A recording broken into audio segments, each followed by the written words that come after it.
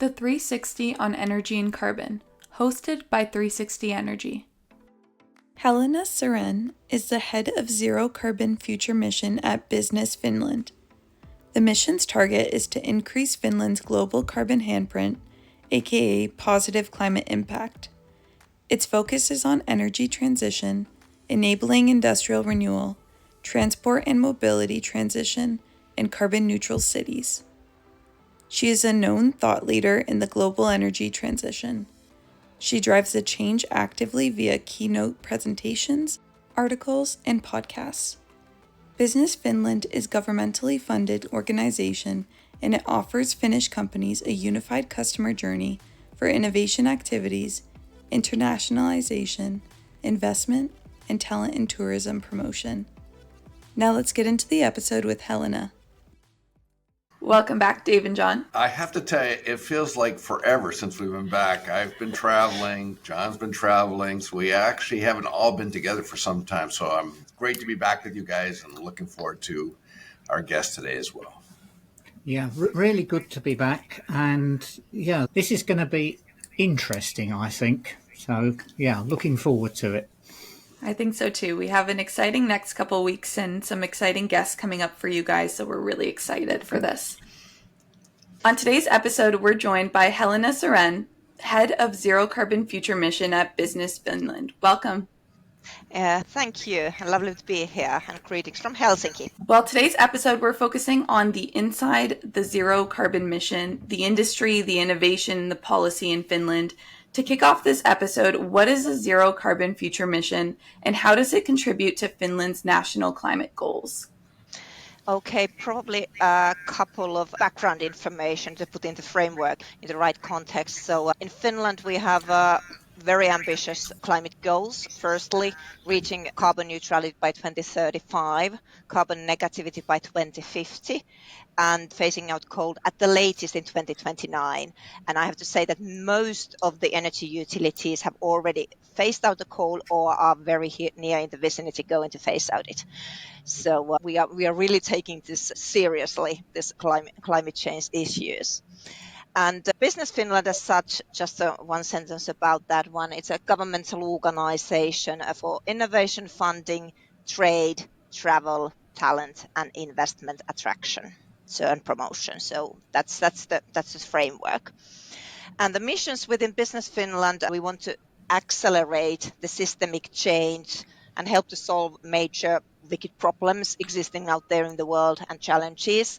At the moment, there are five missions in Business Finland focusing on digitalization, immersive technologies, health, and circularity. And this zero carbon future is one of these five. We have stated our North Stars that our future well-being is made with global carbon handprint.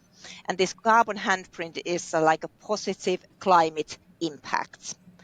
And we focus on energy transition, enabling industrial renewal, transitions in transport and mobility, and as well as decarbonizing cities. Transition is always there in the background, enabling the other sectors to decarbonize. And you asked about our role and contribution to Finland's national climate goals. So in my work and within Business Finland, how we are supporting it. So obviously the innovation funding and innovation prioritization is, I would say, number one. So really focusing on the emerging themes, emerging challenges out there in the world, and also those areas need to be ones that where we as Finland have building blocks existing and a building blocks on top of which one we can also build new expertise, new knowledge and new solutions and new offerings. And our national target is also to increase the innovation funding to 4% of our GDP. And I would say that substantial bulk of this amount will go definitely to clean transition. So this prioritization in innovation is one. And the second one is operating globally and impacting, for instance, in the EU or COP or somewhere of these global platforms to really emphasize the topics which are important for us and supporting policies for instance, new demand creation, which is very, very crucial in this theme, getting visibility and also building partnerships. And then the third one is investments. As when we are putting a hefty amount of innovation funding to clean transition, so in order to turn them into business, investments and scaling up need to happen. So that is one area to identify the partners, whether from private or public sector, to support the innovations to scale up globally. The fourth angle in my radar is really to provide in-depth knowledge, views on clean transition globally and also the emerging opportunities. This is meant for the Finnish companies so they can think about from their strategic point of view and their prioritization where to focus in order to be more competitive in the future. And we want to share the risks with them when building their capabilities. That's the area with what I'm working with. Thank you for that. That's really an interesting sort of baseline for us to be talking from. My question leads into industry, and it's, what Finnish industries are leading in the shift towards carbon neutrality, energy transition, and what's their sort of commitment? Firstly, I would like to mention here that one very typical feature in Finland is that we are very low in hierarchies. So I could really myself contact ministers or CEOs of the companies and probably they would even pick up the phone. This is a national phenomenon. So we are really low in hierarchies. And I think that is one of the enablers that all different parts of the society collaborate together towards this great target we are sharing. So we work very seamlessly together. And going then to the industry, so in 2020, almost now 4 years ago, all our major industries in Finland, they created their low carbon roadmaps. The sectors themselves, they were responsible about their own roadmaps and for the preparation and also the implementation of the roadmaps. And the ministry was coordinating that one. But again, it was like a shared responsibility towards the same target. And in 2024, we noticed that there's definitely a need to update because so much has been happening out there in the world. And so the roadmaps were updated. So with the roadmaps, the sectors, they have really an opportunity to present their views on the challenges and also show what they are doing and their progress. And how we are also utilizing these roadmaps nationally is that we use them for the preparation of, for instance, energy and climate strategies and also industrial policy strategies. So we are not working in silos, but we try to collaborate cross-sectorally and also cross-organizationally here in Finland. And the industry sectors you were asking, they are, I would say that which have the most impact and also are leading and showing very much progress are energy industries, manufacturing industries, and then another one which is very, very important is transport and mobility, which is probably also the most difficult one out of these ones. But in energy industries, I could say that they have done their share. So last year, the CO2 neutral electricity reached 96%. Pretty remarkable figure, I would say. And the share of renewables was 56 and the domestic electricity production was 57%. And this is very nicely linked to also now the EU strategy of strategic autonomy and also independence within European Union. So we are very much doing our share also in that respect. And then an example of the manufacturing industry. So often it's said, and I have heard also that the clean transition is so costly and it's only the costs. But we see there are also the business benefits. And like in the manufacturing industry, so last 4 years, emissions in the purchased energy, which they purchased, was down by 45%. And also at the same time, the turnover increased by 43%. So there's a linkage that you can generate prosperous business, even though you are doing these clean transition investments. And then when I mentioned about the transport and mobility, that is probably the trickiest part in many countries because that is challenging because it has implications to our everyday lives and how people behave and you take the kids to hobbies or whatever it's going to be. So that's the trickiest one. But I would say that the energy industries and definitely the manufacturing industry and technology industries are the leading ones here. And to show their commitment, it was just about a month ago about 200 Finnish leading companies, and there are many international companies like UPM, Stora Enso, the large forestry companies, then ABB, Wärtsilä, Kone, Elevators, Veolia, and such. They signed a Finlandia Declaration, and they delivered, gave it to our Prime Minister and the government, the Finlandia Declaration, where they stated that please keep on track in this clean transition. That we want to do our share, we are doing the investments, we invest in innovation, and we see the future there. So I think that was a very powerful statement. And maybe a couple of reasonings there behind, even though you probably didn't ask those, but there might be that when we're thinking about in Finland, so from our natural resources point of view, we don't have oil, no gas, no coal. And on a global level, oil and gas reserves with this present consumption will last for about 50 plus years. And of course, new reserves have been found, but they will be more costly and probably also in more vulnerable Arctic areas and such, where you can find it. So we are preparing our industries and want to prepare to the future when probably the oil and gas reserves are reserved for instance, defense sectors or somewhere else. And another one is that all the countries have some renewable energy sources. And I see it very strongly that it's a question who makes the transition first. Because everybody has an access. So who makes the transition and renews the industries based on this fossil-free future first and be competitive in that area? And that's crucial. And definitely we want to reduce our emissions, reach our climate targets. We want to support EU with our policies. And of course, we see that also the consumers are in certain market areas demanding more and more of these sustainable and fossil-free products and services and solutions. So I would say this is the situation with the industries and their commitments. Well, thank you. That's a really comprehensive answer. I was going to ask you a question about how you've balanced government policy and business innovation, but I think you've answered that. So I want to go a little bit off and see where this goes, because I'm really impressed with some of the things that you've said there.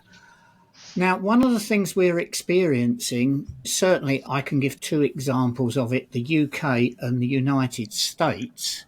The concept of net zero has become very politicised. We are seeing some very complex issues going on, both in America and beginning to happen here in the UK, which is, personal view, is very worrying for me, because we had some really strong commitment and we are gradually backing off. And I'm wondering, how is it different in Finland? Have you had issues with people sort of being, anti-net zero, or, how's it different for Finland? Yes, the world is very much polarized at the moment. This kind of international open collaboration is unfortunately not in the very, very top actions, and which is, I find it's a shame. And also for a small country like ours, I think that this kind of openness and international collaboration is one of the key. Yeah. But I would say that we are in Finland, we are very, very pragmatic people. So we are the kind of challenge solvers here, have that kind of a to-do attitude. And if we decide something, we're just going to do it. But of course, there is always in discussions about how costly this clean transition is going to be, what kind of working places we are going to have in the future, NIMBY effect, especially when you're talking about windmills and such. There is always these kind of questions and dubious as well. But I think that the very crucial thing here is that we want to be very transparent. And the majority of Finnish people, we also rely strongly on science. We have a very transparent and neutral media, and they are giving lots of background information. One topic I would like to raise here is the education system. I myself have 3 children. All of them are now in the universities, so above 20 years old. But already at their time, and even now, we have a schooling system when they are plus minus 10-year-old. They start to teach them how to interpret the news in the media, what are Wow. fake news, what are not, how do you get the background information and verify whether it's a truth or whether it's not, and whether it's science-based or what are the sources. And I think that's very important. And especially nowadays world, I would say that it's very, very, very important skill to have. Yes. And I think that that is something that probably all of us should put more emphasize more. So giving that background, I would say information or insight from our society, if there are like very reasonable reasons and people see that, okay, we have to do for its XYZ reasons in order to reach ABC, so it's easier to accept. For instance, we have a new windmill project or something, so there is lots of activities the companies are doing within the communities, involving people there, going through all the environmental assessments and everything. That is highly, highly, highly important. And but also in the clean transition, we are a very sparsely populated country, 5.5 Yes. million people, and quite a large in size. There are certain communities where they don't have too many people, so they have, I mean, the taxes would be higher if they want to have this kind of welfare society, all the services like schooling, healthcare, etc. For instance, these windmills and wind parks, they provide the taxes for this community. So they see that the green transition can provide something good. You can still live there in the countryside, have the services, and this clean transition has provided the funds in able to do that one. So there is always the opposition, there is always, but I think the way we try to handle this is with this pragmatic information, knowledge, science-based information, and openly and transparently speaking about why we are doing this.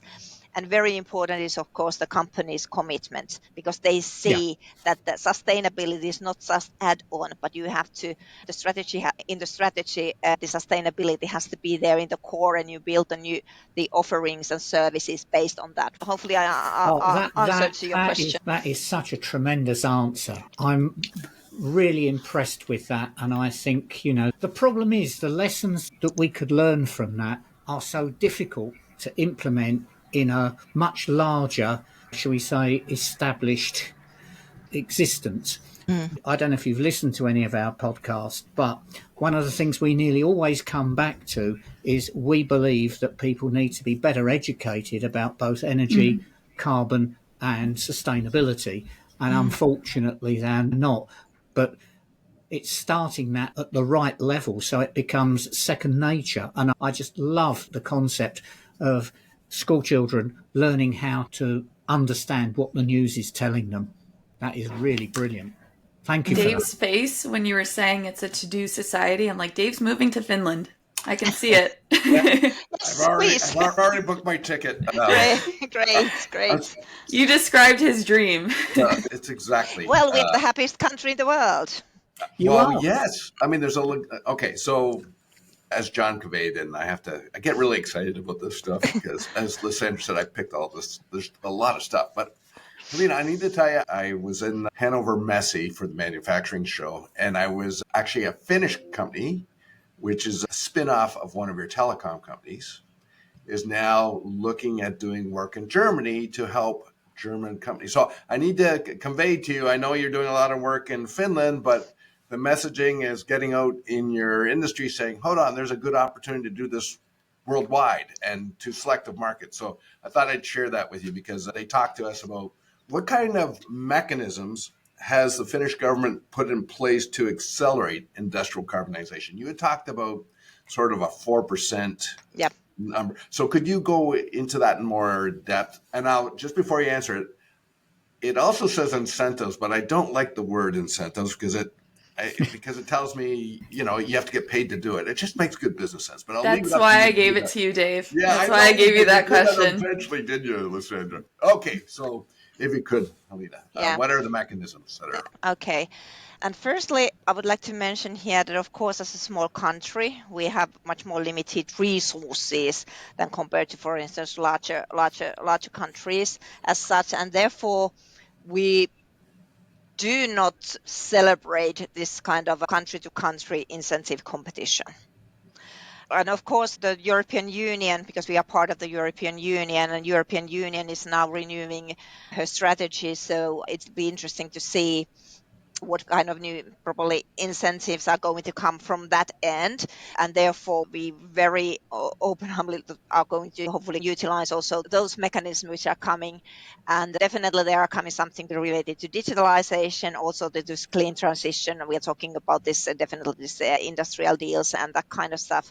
And then probably there's going to be resilience and security issues, and probably something to do with the health at least.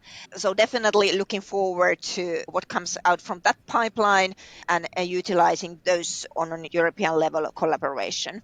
You mentioned very rightly what I mentioned earlier on about this 4% of research, development and innovation. So that is definitely the baseline. I mean, and as a small country like ours, which is very, very export driven and also reliant on exports. So definitely the only way for us to survive and be competitive in the future is to build on and invest in knowledge and expertise and research and development. So that is, we have seen this very, very clearly. If we go, for instance, one generation back, we were one of the poorest countries in the European Union, a very agriculture oriented country. And within, I would say, 60 years' time, 50 years' time, we just turned it pretty much upside down. This was based on really the education system and focusing on value add works, etc. So that is important.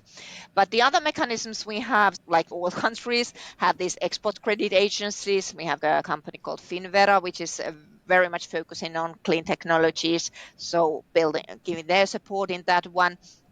Then we have a company called TESI, which is a Finnish industry investment company, and they are a state-owned company.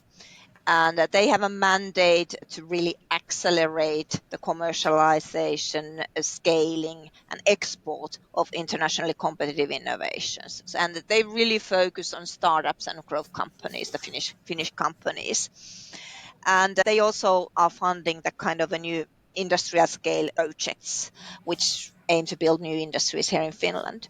But the very new ones, and I would say they have a little bit like reflections of IRA in USA, because then Europe started and all the countries started to develop a little bit of their own, some kind of instruments. And maybe in this new strategy, there's going to be on European level instruments of that one. But we have an investment aid for large clean investments.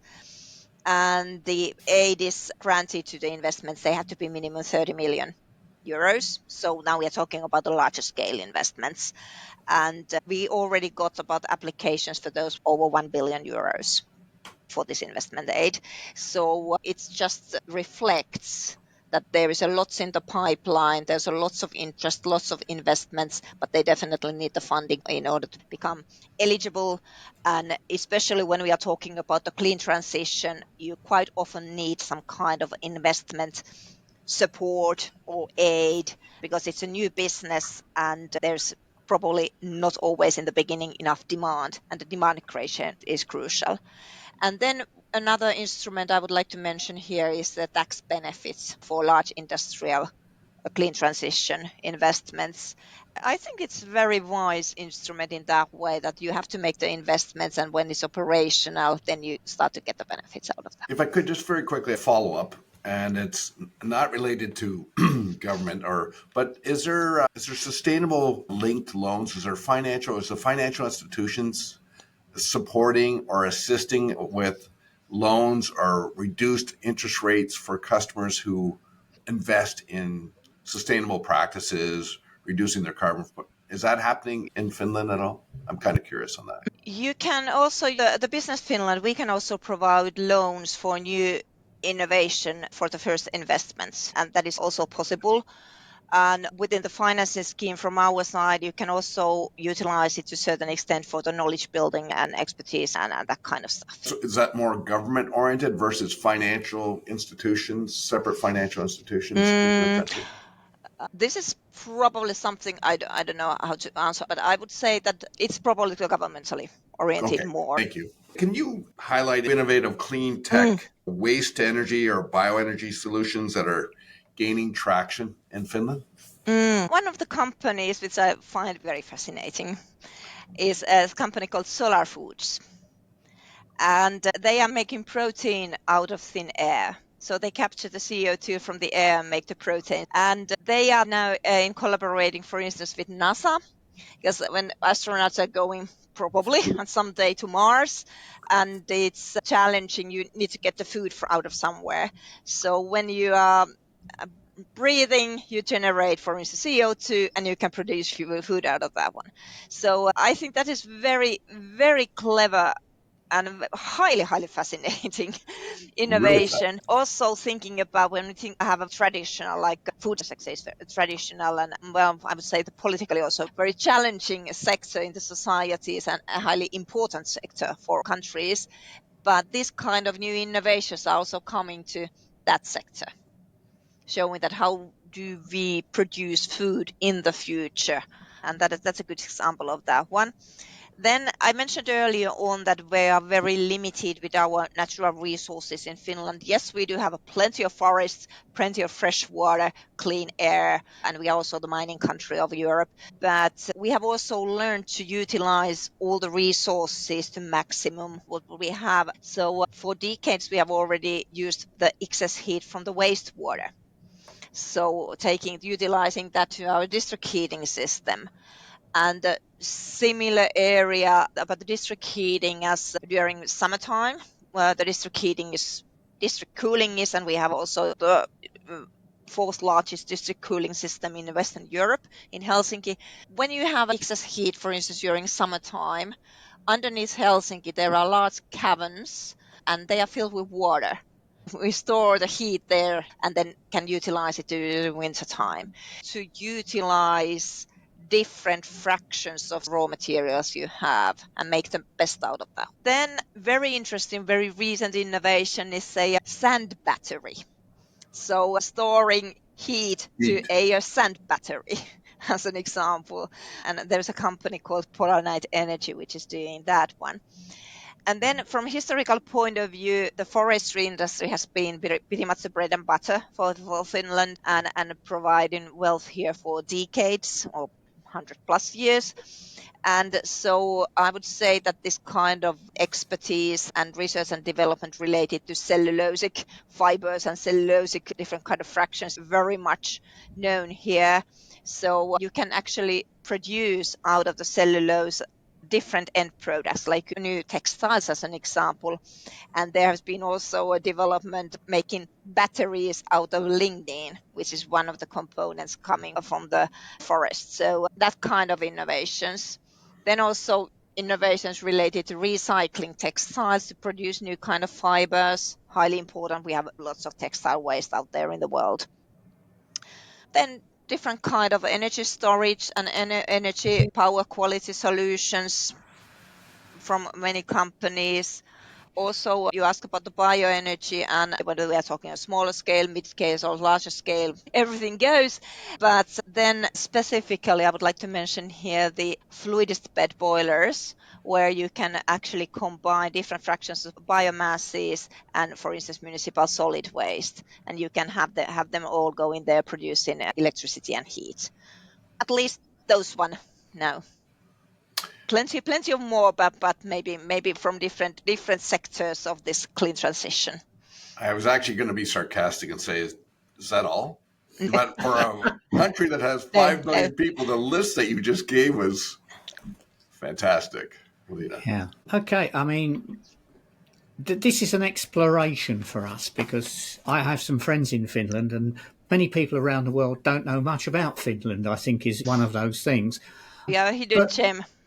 yeah, but one of the questions is, and I'm intrigued by this, is what you've done specifically Finnish or is it Nordic? So the question really is, how do you compare with your energy transition? How does it compare with your Nordic neighbours? Okay, I would like to mention here that the Nordics, we are quite not peculiar, but we are that kind of family, I would put it that way. Sometimes I've said that we are like siblings. We Yes. sometimes quarrel a little bit on something, but we have a great trust between us.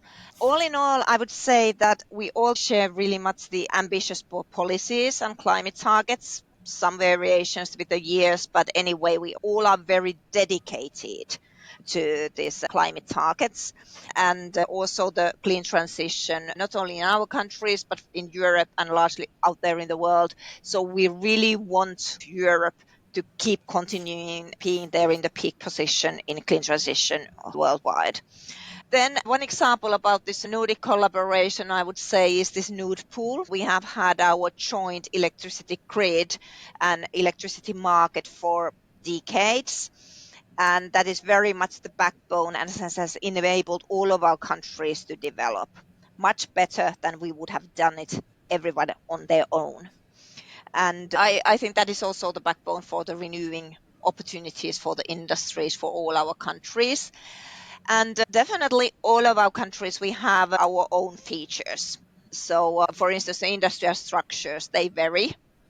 And Finland, as an example, throughout the years, we have had nuclear power in our energy mix. Well, other countries have not, or they have shut down their nuclear power plants. But we have had that always and also kept our research and development actions related to nuclear throughout the years, even though it has been not so popular in every country out there in the world. And as an example, Norway has a plenty of hydropower. So that kind of difference is there. Finland and Sweden, I would say we share the ambition really related to hydrogen economy and heavy industries related to that one. And also we have a joint ideas of building the joint hydrogen pipeline around the Baltic Sea, and especially with the Sweden and Finland, we are collaborating in this theme. And Norway sees lots of opportunities and they are taking lots of actions related to CCUS and especially the storage and utilizing the old hydrocarbon reservoirs out there in the sea. Whereas Finland and Sweden, we are focusing very much on the utilization part. So we really want to focus on the circularity and have these new non-fossil based raw materials as raw materials for the industries. And Denmark, I would say, is, as an example, very much a superpower in freight and sea transportation services, for instance, with the Maersk company. And whereas we provide as Finns there the powertrains and motors for the ships they are then doing the business with. Different kind of angles there. But on the other hand, we have created joint battery and hydrogen strategies among the Nordic colleagues and really trying to build on the strongholds of every country, because then we can also jointly get more visibility out there in the world and all of our countries benefit out of that one. Finland and Sweden, we are very much forest and mining countries, and we have very similar industry base in our countries. And yes, so Nordic countries are like siblings, a little bit differences, but we have a joint vision really as Nordics of that we want to become the most sustainable and integrated region by 2030. So that needs all of us to do. And then a couple of knowledges to share with you is that when we combine together the Nordics, we are the 11th largest economy in the world, the Nordics together. And we have also the top educational level regions in the world. Yeah. And we are also amongst the most sustainable and happiest countries in the world. And like I mentioned earlier on, we are the happiest and Nordic friends are pretty much there following. And by the way, we are the heaviest coffee drinkers in the world in Finland. Oh, definitely moving. Just a supplementary. Has the Nordic regions sort of felt the impact of climate change in a way that's framed your response to it? Our geographies are such that we are one of the least affected areas. Yes. There are some, if I could say some positive things, also probably the agriculture is gaining in the Nordics from this climate change. And also the sea level rise is not that much in the Nordics as it is in some other parts. And also a lot of the Baltic Sea, after the ice age, the ground was really going down and it's still rising on its own. So it just counterbalances the effect of the climate change. We are not that badly affected, but of course there are the exceptional heat waves, exceptional snowstorms, exceptional weather conditions, not tornadoes of such, but still exceptional weather conditions which have impacts on people, on society as a whole, yes, but not to that kind of extent that it's affecting some other countries. But of course, we can see that from the biodiversity point of view, some species are probably vanishing, which is shame. Yeah. Some newcomers are coming. And then there is also some kind of transition taking place in forest sector. Some kind of trees are not doing that well in the new climate as they did earlier on, and that has also impact, of course, on our forest industries as such. But yes, so there are for us also some, I would say, like positive things, and less affected than many other countries. I had heard that winter sports had been affected, Yeah. and that this has led to the development of alternative sports that don't rely on snow and ice. That's true.